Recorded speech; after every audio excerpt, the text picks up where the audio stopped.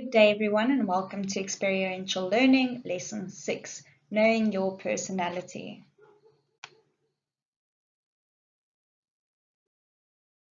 So just a few reminders before we get started. We just want to remind you all about your 80 hours of internship that needs to be completed for this course. The sooner you start looking for these internships, the better. Your formative essay, your formative assessment was discussed in the previous lesson. If students have any questions, please be sure to contact your lecturers to do follow-up questions with that. And then please check your Cole campus regularly for updates and extra information or any announcements or anything like that. Okay, looking at the lesson objectives for today. So, learners will be aware of the importance of the role of self-knowledge, be aware of the role of personality in the formation of the self-concept, be introduced to different personality tests, intrigued and excited to explore their personality in depth. Continue with the objectives. Learners will understand and explain the importance of self-knowledge.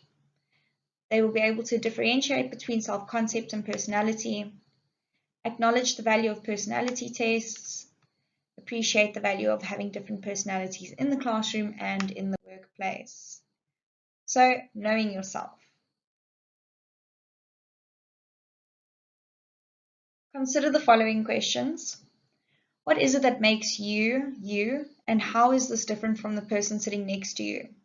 The second question is, what is self-knowledge? Is it really necessary or does it complicate life unnecessarily? Then you'll look at a scale of 1 to 5. How well do you know yourself and your personality? Why is that? What, if any, is the benefit of knowing and understanding yourself? And then the final question is, what is a self-concept and a personality? Are these the same thing? Why or why not? Do you think it has any influence on your daily lives? Why not, and how? So before moving on, take some time to consider these questions, discuss it between yourselves, and involve your lecturer with this discussion. Obviously, you will build on all of these questions during the lecture, but it's important to keep them in mind, and also it will be quite interesting to see how your opinion now may differ or stay the same at the end of the lesson when answering the same questions. So why is it important to know yourself?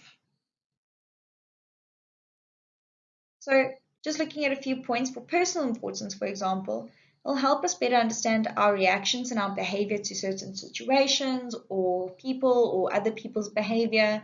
Are we likely to behave quite irritated when someone does something, or are we able to keep our cool, things like that?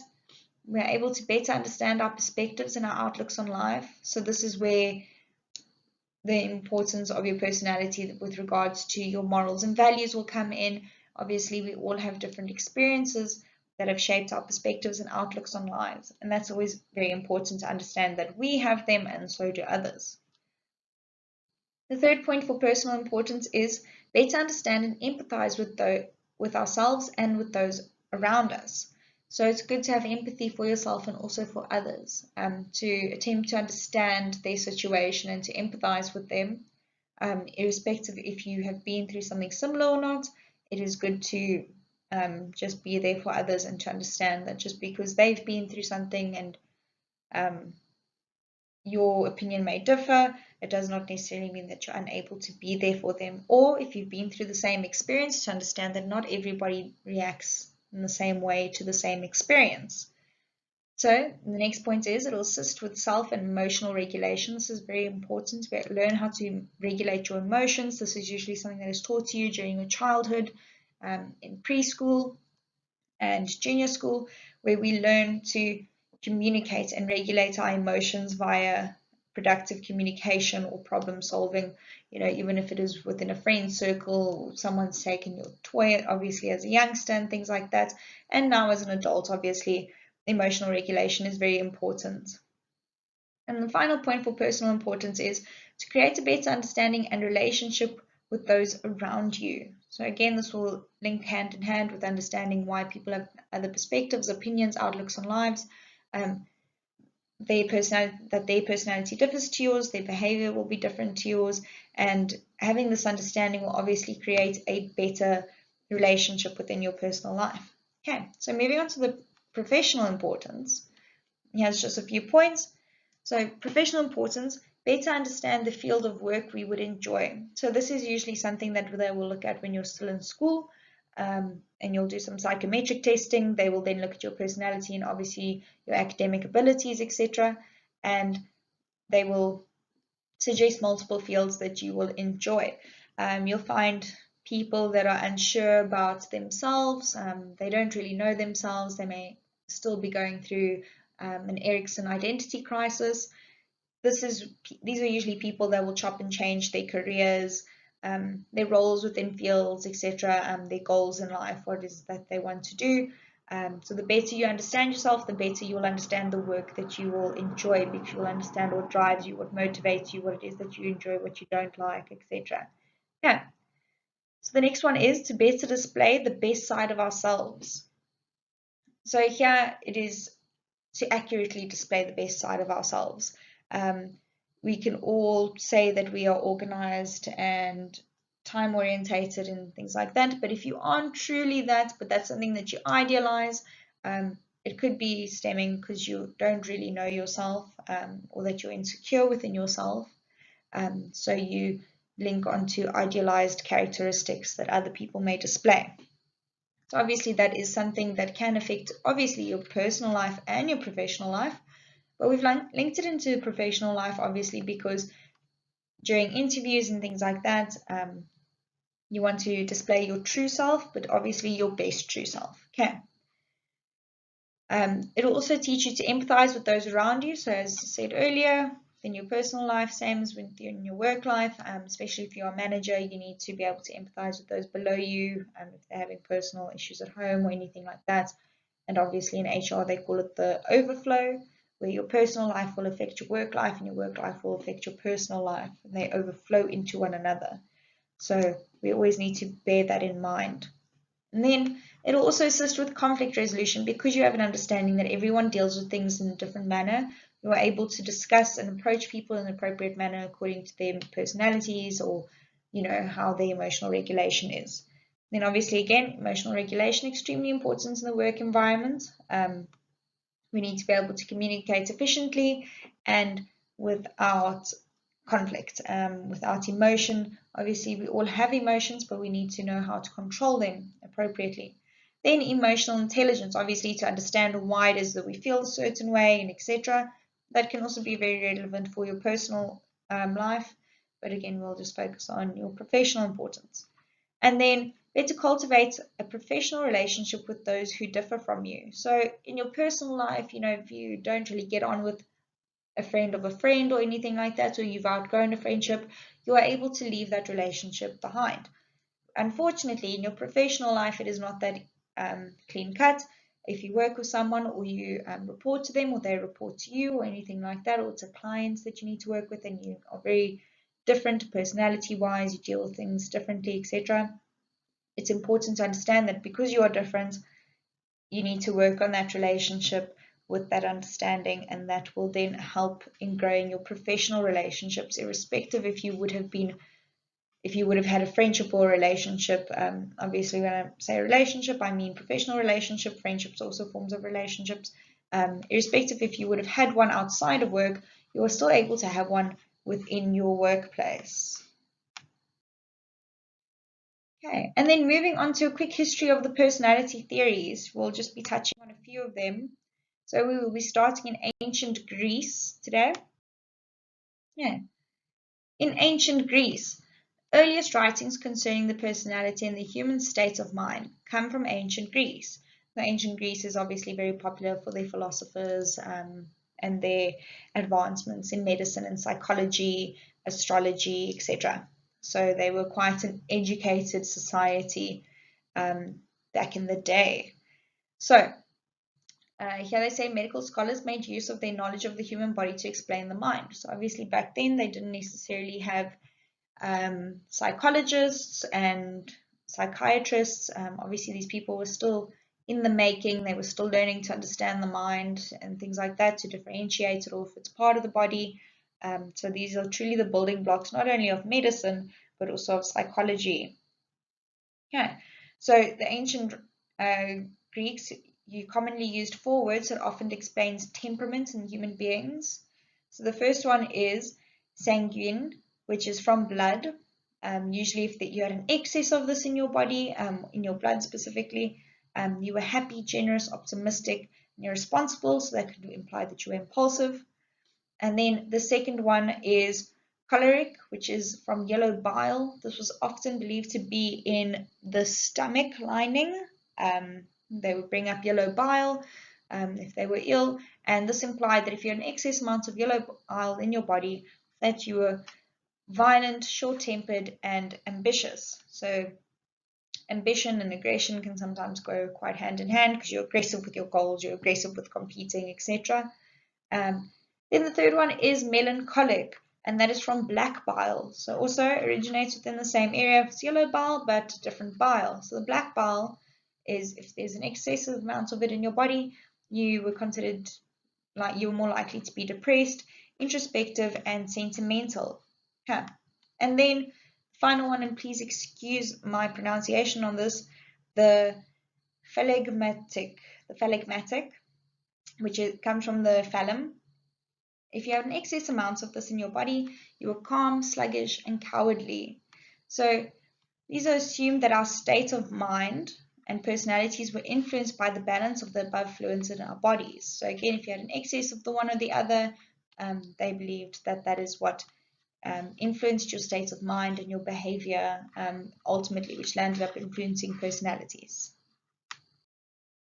Okay, then we moved into the Enlightenment period of the 17th century. So during the Enlightenment period, philosopher René Descartes said, "I think, therefore I am." I'm sure we all know the Billie Eilish song that has paraphrased that. So basically that is just saying that I am because I'm able to think. So I don't need to reason that I am a person and things like that. I am a person because I'm able to think, etc. And I exist because of that. So he proposed that the body was not influenced, excuse me. He proposed that the body was not only influenced by influence the mind and our behaviors, but that our mind can be seen as a separate thing altogether. As humans, we experience things such as seeing and thinking, and we go through experiences that our bodies don't necessarily go through.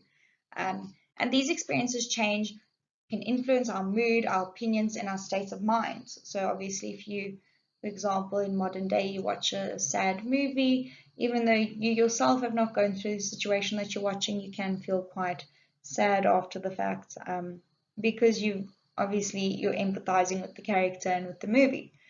So this is one of the earliest psychological distinctions made to differentiate us from the animals. So that's what they used to say. They used to say that we are different to animals because we are able to think for ourselves and we can change our opinions and learn and things like that without having to go through it physically. Whereas animals, they will learn that fire is hot once they've touched it. Where, let's say, for example, we are able to learn that fire is hot once we've watched other people touch it. And that is how other people's experiences can influence us. And then we'll move into the 19th century. So during the 19th century, this was quite the boom of psychology, and psychologists and psychiatrists such as Sigmund Freud and Gordon Allport were introduced to us. So Sigmund Freud, he is the father of psychoanalytic theory. He's an Austrian psychiatrist, and he theorized that the personality, the mind, is made up of three specific areas called the id. A lot of people call it ID. It is pronounced id, the superego, and the ego. So the id is very much part of our old brain. It is primitive and instinctual desires.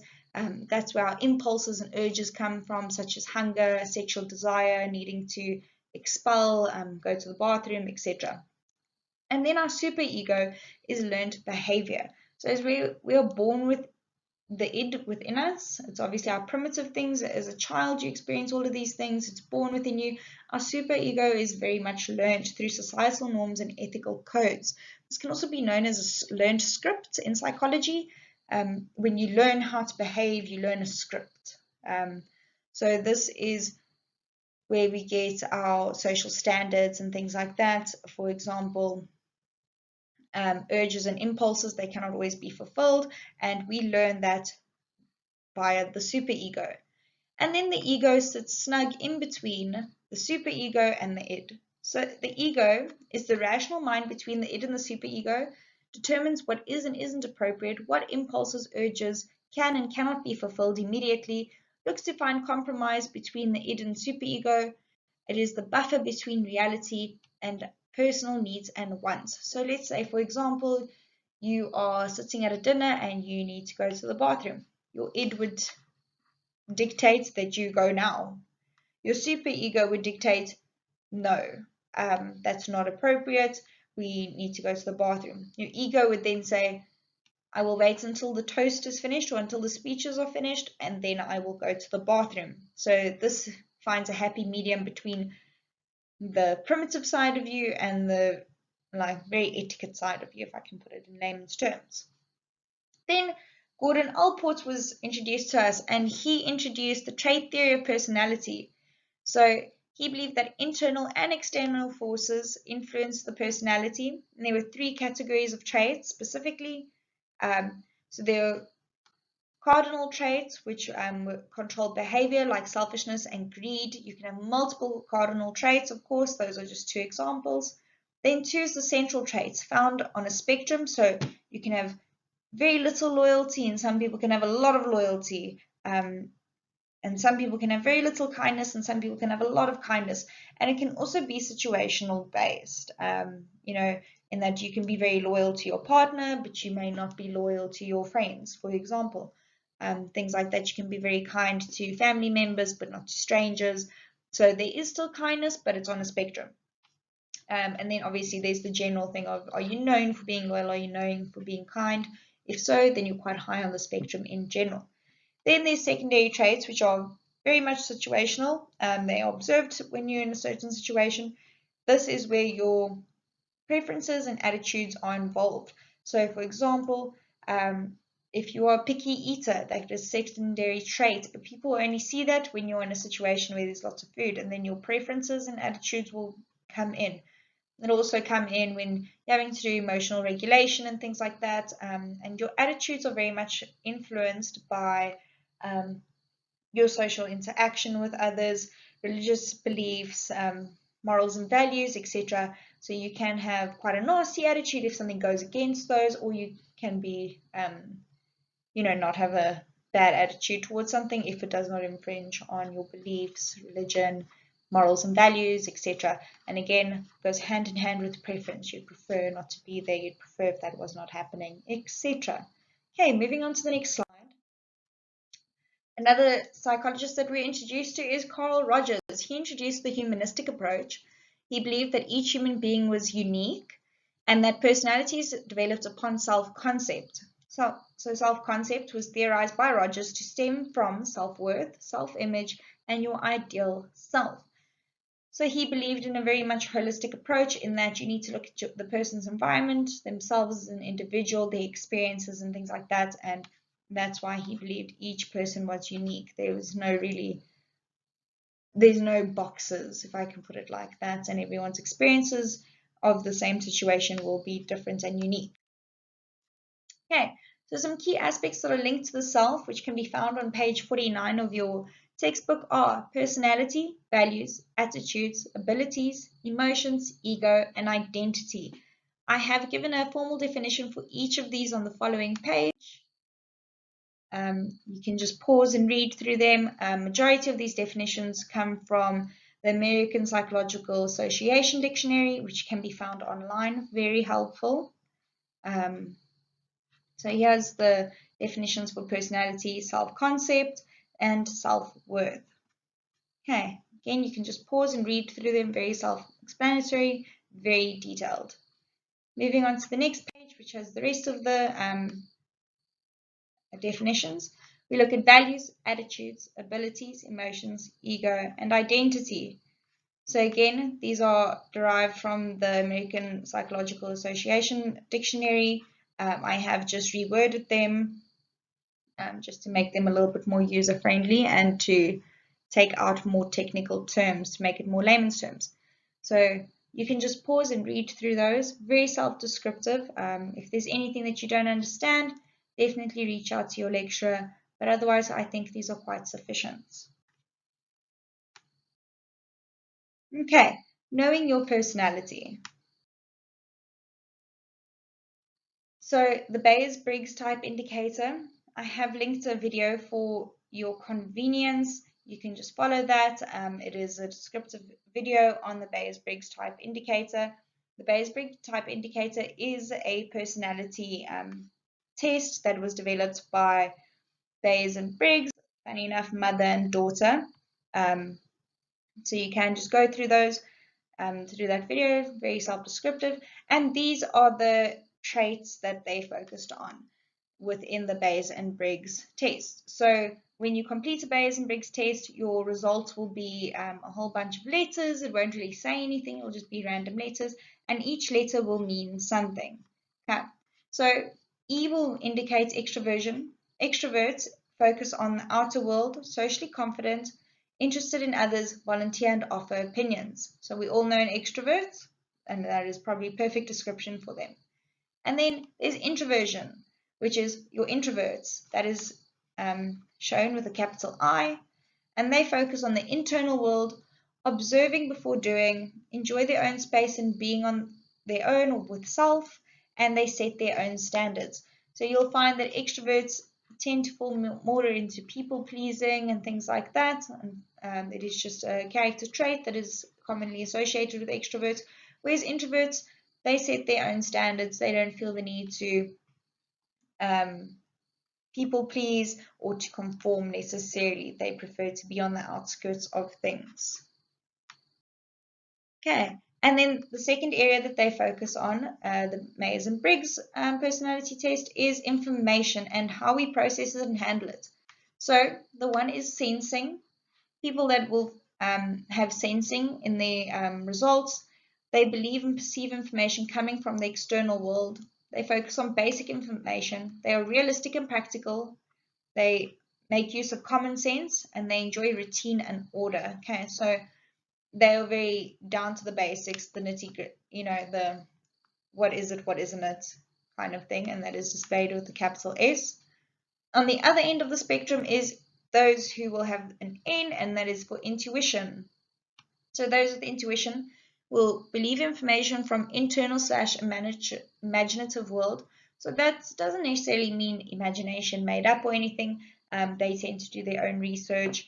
They do not just accept external information. They need to make up their mind for themselves. They interpret information, add detail, meaning, and think abstractly. So again, they'll do their own research. They want to make these decisions based on their personal collection of information or their own testing and things like that, not just accept information that comes from external sources such as friends or family or anything like that.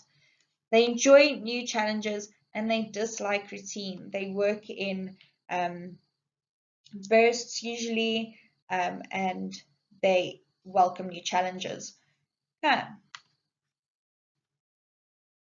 Moving on to the next section, they looked at decision. So there's obviously two, in this theory, two types of decision makers. So thinking is displayed with a capital T. These people they make decisions logically through rational thought, cool-headed, calm, impartial to conflict. Okay, so these individuals can usually be your managers, etc., or people that have others reporting to them, because they are very logical about things and they are able to be objective in situations. The second person, or on the other end of the spectrum, is those who feel, the feeling, represented with a capital F. They process information based on their emotion and what they feel. That's how they make their decisions. They feel that it's the right decision and things like that, even though it might not blatantly say so. They're very considerate of others, interpersonal relationship focus. So again, it's concern with others and how these decisions will affect others, their relationships with others, and things like that. These people usually prefer to not burn bridges, whereas the thinking type are quite harsh, and it's always what's best for the outcome of a project or anything like that. Whereas your feeling people, they are much more considerate of others. You can usually find, and they avoid and dislike conflicts. So you can usually find people that show this very much in HR, because they do try and look for happy mediums, but then they do need to deal with conflict. So obviously where they will fit in um, is dependent on their job. Then the next section that they focus on is structure. Okay, so on the one side of the spectrum, we have judging, which is capital J. These individuals are ordered and structured. They draft plans and stick to them. They make decisions too quickly because they are less likely to take external information, or they don't like to wait on things or things like that. They are decisive and have set opinions and enjoy a sense of fulfillment. These are usually your worker bees, the ones that take on projects and things like that. They are efficient workers, etc. But downside is that they may make decisions too quick. So they may make decisions without waiting for extra information or feedback, which could, of course, influence the bigger picture of things. On the other end of the spectrum is the perceiving, which is showed with a capital P. So these individuals are open to new information, explore alternatives, improvise, which sometimes is known as being unplanned. They're indecisive, spontaneous, and tolerant. Okay, so these are creatives, people that can easily adjust. They're extremely flexible to their work environments, and they do not need a set plan in order for them to get good results, because they will adjust to the environment and what the environment or the project or anything like that, what it demands of them, they can easily adjust. There's a judging type, do not adjust so well. Okay, so moving on to another personality test, we're looking at the big 5 personality traits. Here I have linked another YouTube video for your convenience that you can watch, and will explain the basics. Of course, if you have any follow-up questions, please ask your lecturer. And then, whilst in class, please ensure that you have completed this test. This test is for the big 5 personality traits. Once you've completed the test, in class, you can then discuss your results with your assigned partner, and you will then answer the following questions. How does each trait benefit in the workplace? So obviously, specific to your results. If you're outgoing and you're in sales, does that benefit you? Yes. And you'll look at each trait that you've come with, and you will look for the silver lining in it, or explain how that will benefit you in the workplace and how it will benefit your company. You will then look at if you were surprised by your results. I'm sure some people came up as introverted and they assumed that they were extroverted. Please note that it does not necessarily reflect on how much you socialize. It just shows where you gain your energy from. So some people are like chargers, and people are power banks. They gain their energy from other people, where those are the extroverts. They get energy from other people. Whereas introverts, they are their own power bank, and they gain their energy from being alone. But does not necessarily mean that they do not have as many friends. They can still enjoy a social environment just as much as an extrovert, and extroverts can enjoy alone time just as much as an introvert. So we'll just look at your results and see if they surprised you in any way. Then, have you learned anything new about yourself? So obviously, this lecture definitely opened you all up to a few psychological theories, perspectives, just a few things about your personality. It's truly an introduction. We will be getting deeper into it, of course, throughout the year. Have you learned anything new about yourself, or does it explain any behavior that you that bothered you, or that you like about yourself, or anything like that, or even in someone else? And then, do these results accurately display who you know yourself to be? So do you still have quite a bit of learning to do? Does that 5 out of 5 on the scale from the start of the lesson is it still a 5 out of 5, or is it maybe dropped a point or two? Or do you feel that you have actually benefited from this exercise and you know yourself even better and the points have actually increased? And then to conclude, during the next lesson, we will take a closer look at the concepts of worldview, values, interests, and how these are shaped and influenced thereof. Okay, and these are the references that I made use of for this lecture, and I hope that you all enjoyed it. Thank you very much.